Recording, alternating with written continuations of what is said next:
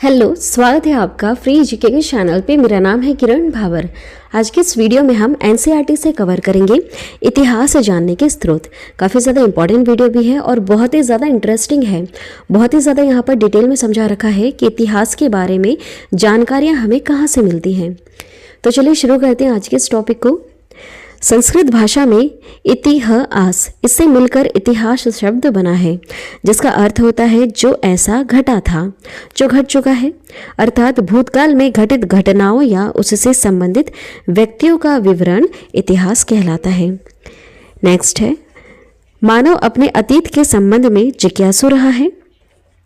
अपने निवास स्थलों के समीप निर्मित भवनों, दुर्गों, मंदिरों, तालाबों एवं बावड़ियों आदि पुरातात्विक सामग्री के अवशेषों से वह अपनी प्राचीनता का अनुमान लगाता रहता है। हमेशा से इंसान जानना चाहता है कि उसके पहले क्या हुआ होगा, ये आया उसके पहले क्या हुआ होगा, यहाँ पर पहले के लोग कैसे रहते थे, मंदिरें किसने बनवाए हैं, तालाब किसने बनवा रखा है, ये सारी चीज़ें जानने के लिए वह हमेशा से जिज्ञासु रहा है। तो इसके बारे में हमें जानकारी कहाँ से मिलती है, देखिए आगे कवर करते हैं। इतिहास के अध्ययन से हमें मानव के क्रमिक विकास की जानकारी मिलती है। मतलब हमें क्रम से जानने में पता चलता है, क्रम से हमें पता चलेगा जब हम इतिहास का अध्ययन करेंगे कि पहले के मानव कैसे रहते थे, उसके बाद वाले कैसे रहते थे।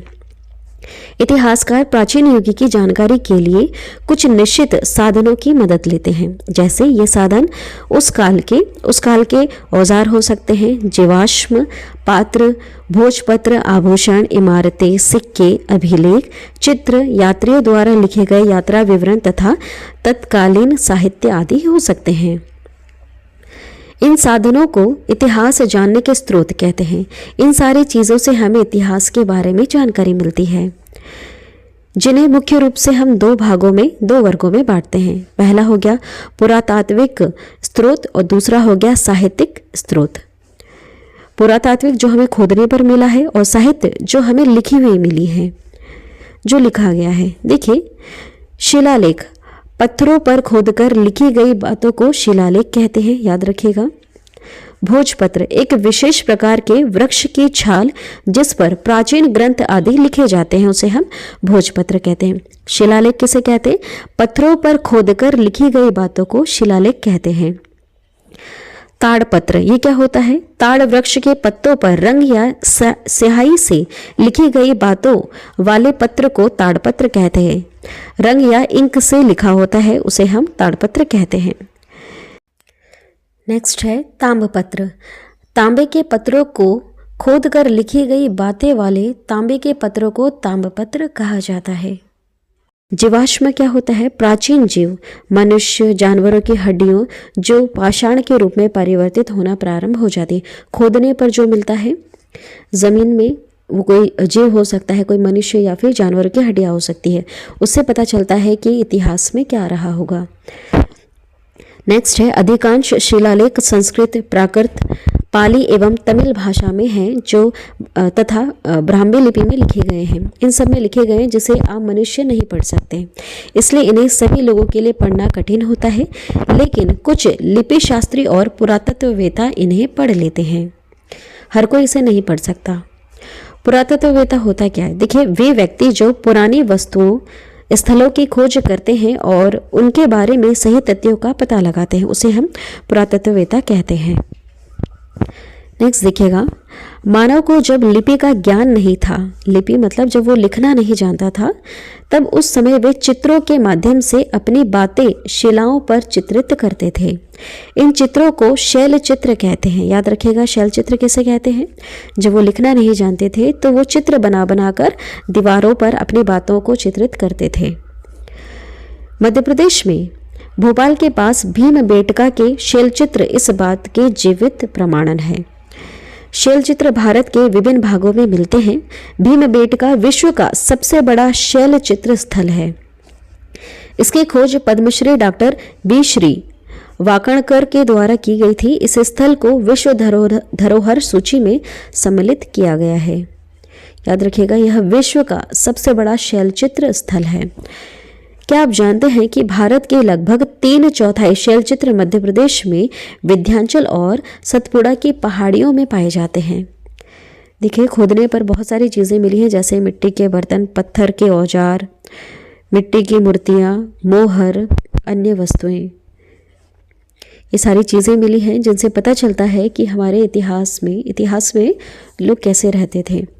देखिए भवन तथा अन्य स्रोत मानव के गणितज्ञ ज्ञान व स्थापत्य कला के विकास की कहानी से परिचित कराते हैं, इसका परिचय कराते हैं।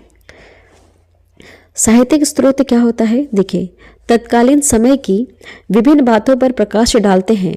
प्राचीन समय के ग्रंथ जैसे वेद, पुराण, रामायण, महाभारत, संगम साहित्य और त्रिपिटक आदि उस समय के समाज, नगरों, रीति रिवाजों, संस्कृति के बारे में प्रकाश डालते हैं।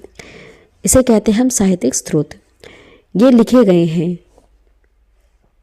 और जो खोदने पर हमें मिलते हैं उसे हम पुरातत्व स्रोत कहते हैं, या फिर जो कहीं कोई चीज़ें मिल गई हैं हमें उसे हम पुरातत्व स्रोत कहते हैं, और जो लिखा गया है कहीं पर उसे हम क्या कहते हैं?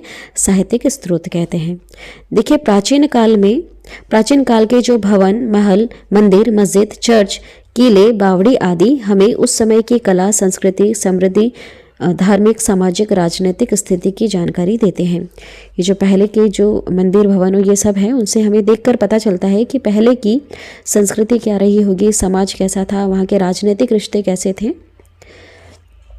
यूनानी यात्री आए थे हमारे देश में जिनका नाम था मैगस्थनीस। चीनी यात्री आए थे, हैंसांग आए थे, फ्यान आए थे, इत्सिंग आए थे, और अन्य देशों के यात्री जो भी आए थे हमारे देश की यात्रा की उन्होंने, तथा उनके द्वारा लिखे गए यात्रा विवरण से हमें उस समय की सामाजिक, राजनीतिक, आर्थिक स्थिति के बारे में जानकारी मिलती है। याद रखिएगा, ये इंपॉर्टेंट पॉइंट है, इससे भी हमें पता चलता है।